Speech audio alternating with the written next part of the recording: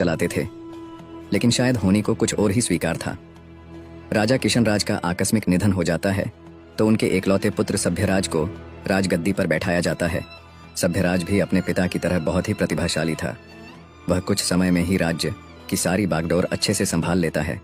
सभ्यराज की मां पहले ही स्वर्ग सिधार चुकी थी। राजा अपने पिता की इकलौती संतान थी और अब उनके माता और पिता दोनों ही स्वर्ग सिधार चुके थे।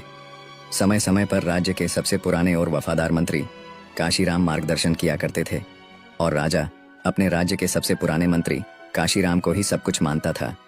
एक दिन काशीराम राजा को विवाह करने की सलाह देता है। राजा को उन्होंने पास के राज्य की राजकुमारी प्रेरणा के बारे में बताते हैं। प्रेरणा बहुत ही गुणवती और संस्कारी है, साथ ही समझदार भी। आपके साथ इस राज्य को चलाने में भी आपको बहुत सहयोग करेगी। राजा सभ्यराज पहले कुछ समय तक मना करता है, लेकिन लड्डचकी और उनके परिवार के बारे में सुनकर राजा उनकी बात मान लेता है। राजकुमारी और उनके परिवार वाले पहले ही राजा से बहुत प्रभावित थे, इसलिए वो विवाह के लिए तैयार हो जाता है। और आखिरी राजा से शादी कौन नहीं करना चाहेगा। बड़ी धूमधाम के साथ राजा की शादी हो जाती है। शादी के बाद प्रेरणा राजा के राज्य में आ जाती है। राजा प्रेरणा की सुंदरता के साथ उनकी समझदारी का भी बहुत बद्धा प्रशंसक बन जाता है। ऐसी कई बातें हो जाती थीं जो राजा बल से नहीं बल्कि प्रेरणा अपनी सूझबूझ से सुलझा देती थी। ठीक 1 साल बाद रानी प्रेरणा गर्भवती हो जाती है और देखते ही देखते आखिरकार वो दिन आ जाता है और रानी एक पुत्र को जन्म देती है। राजा और रानी की प्रसन्नता का कोई ठिकाना नहीं रहता है, लेकिन यह खुशी ज्यादा देर तक नहीं टिक पाती है।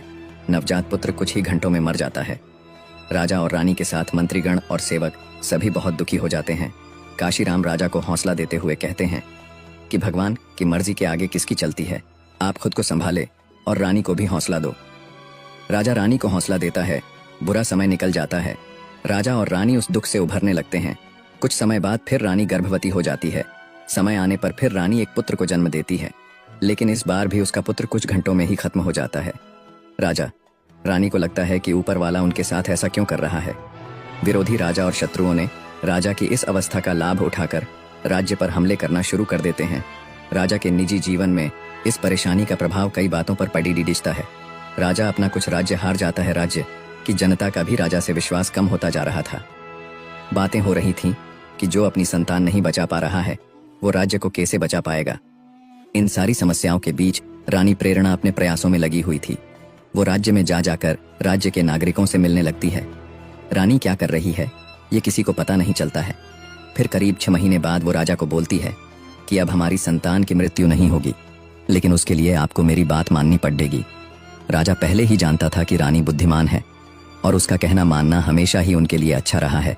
इसलिए राजा झट से हाँ बोलते हुए कहता है कि आप जो बोले, जैसा बोले वैसा ही होगा।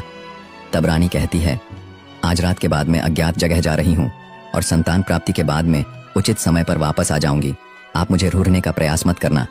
तब राजा बोलता है, अज्ञात, यह आप क्या कर रही है? आप रानी होकर ऐसी बातें कर रही है, आप कहाँ रहेगी? तब रानी कहती है कि अगर आपको हमारी संतान चाहिए तो आपको मेरी बात माननी पड़ेगी। राजा कुछ न कह सका। राजा जानता था कि वो अपनी रानी से अब पता नहीं कब मिल पाएगा। सुबह जब राजा नींद से उठता है तब रानी जा चुकी थी। काशीराम के द्वारा पूछे जाने पर राजा उसे कुछ नहीं बताता है। राजा को भरोसा था कि रानी जहां भी होगी सुरक्षित होगी। वो इतनी बुद्धिमान और समझदार है कि परिस्थितियों का सामना कर सकती है।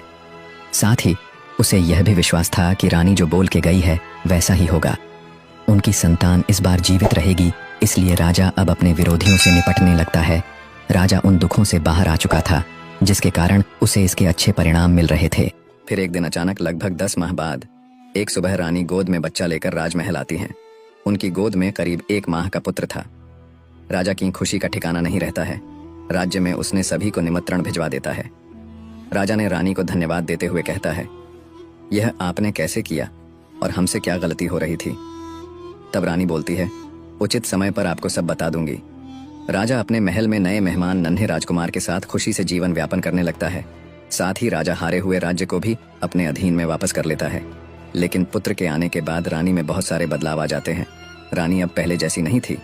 रानी राजा को अपने पास में भी नहीं आने देती थी। राजा के द्वारा पूछे जाने पर रानी कहती कि आपने कहा था, जो मैं कहूंगी आप मानेंगे। यह भी हमारे पुत्र के जीवन लिए आवश्यक है। राजा का पुत्र अब 2 साल का हो जाता है। रानी का समीप न आने का प्रतिबंध अभी भी राजा के लिए वैसा का वैसा ही होता है। अब उसे यह विचार हमेशा सताने लगते हैं अब वह हर बात में अपने को अपमानित मानने लग जाता है। राजा ने एक दिन रानी से पूछता है कि यह बच्चा कैसे जीवित रहा, आप बताएगी। तब रानी फिर बोलती है, महाराज उचित समय आने दीजिए, मैं आपको सब बता दूंगी। राजा क्रोध आ जाता है और कहता है, मैं कई दिनों आपके व्यवहार को देख रहा हूँ, आप कुछ बहुत बड़ी बात हमसे छिपा रही है। यह बच्चा किसका है, आप हमें सच बता दीजिए, हम आपको क्षमा कर देंगे। रानी को राजा के इस तरह के बर्ताव से अचरज होता है और वह कहती है, यह बच्चा हमारा है, आप कैसी बातें कर रहे हैं। तब राजा बोलता है कि अगर आपने झूठ बोला या हमसे कुछ छिपाया और हमें यह बात कहीं और से पता चला गई तो आप दोनों को दंड मिलेगा। रानी यह सुनकर गुस्से में आ जाती हैं और कहती हैं, महाराज आप किस तरह की बात कर रहे हैं, बात अगर मेरी होती तो मैं चुप रहती, लेकिन आपने मेरे बच्चे के लिए ऐसा बोला और मैं यह बात सहन नहीं कर सकती हूँ। अगर सच सुनने की हिम्मत है तो सुनो। तब रानी एक ऐसे सच से राजा को अवगत और जगह जगह जाकर पुराने लोगों की बातें सुनी हैं। आपके राज्य की सीमा पर जंगल में एक लोगों का समूह रहता है, उनके कुल देवता में उनकी अटूट आस्था है। साथ ही उस समूह का एक प्रधान है जो पूरे कबीले का ध्यान रखता है। जब आप 1 वर्ष के थे तब आपके पिताजी और माता के साथ एक दिन यात्रा पर गए थे।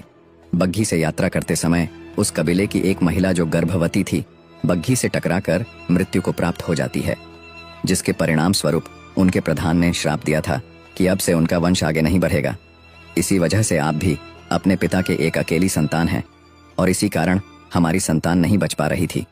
आपके यहाँ से जाने के बाद में वहाँ उन लोगों के साथ रही थी। शुरू में उन लोगों को मुझ पर गुस्सा किया, लेकिन फिर वो मेरी आस्था देखकर पिघलने लगे थे। मैं उनके देवता से प्रार्थना याचना करती हूँ, लेकिन एक बार तीर कमान से निकल गया तो वापस नहीं आता है। हमारी संतान फिर पैदा होते ही चली गई थी। तभी राजा पूछता है, फिर यह बच्चा किसका है। मेरे साथ ही वहाँ एक और स्त्री भी गर्भवती थी, उनके भी मेरे साथ बच्चा पैदा हुआ था। अपना बच्चा मर चुका था। तभी मैं उनके देवता के आगे संतान को लेकर जोर जोर से रोने लगी थी। तभी वो सारे कबीलेवासी उस बच्चे को मुझे देने आ जाते हैं और मेरे आगे घुटने टेक कर मुझे समर्पित कर देते हैं। उनकी आंखों में मेरे लिए प्यार, दया थी और हाथ में बच्चा था। बस मुझे लगा कि अब हमें क्षमा मिल गई है। अपनों के लिए सबसे अच्छे उपहार नवजात को मैं कुछ दिन वहां रहने के बाद यहाँ लेकर आ गई।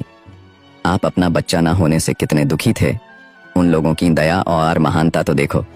एक राजा को उन्होंने अपना बच्चा दे दिया, वो भी उस राजा के पुत्र को जिसने उन्हें चोट पहुंचाई थी।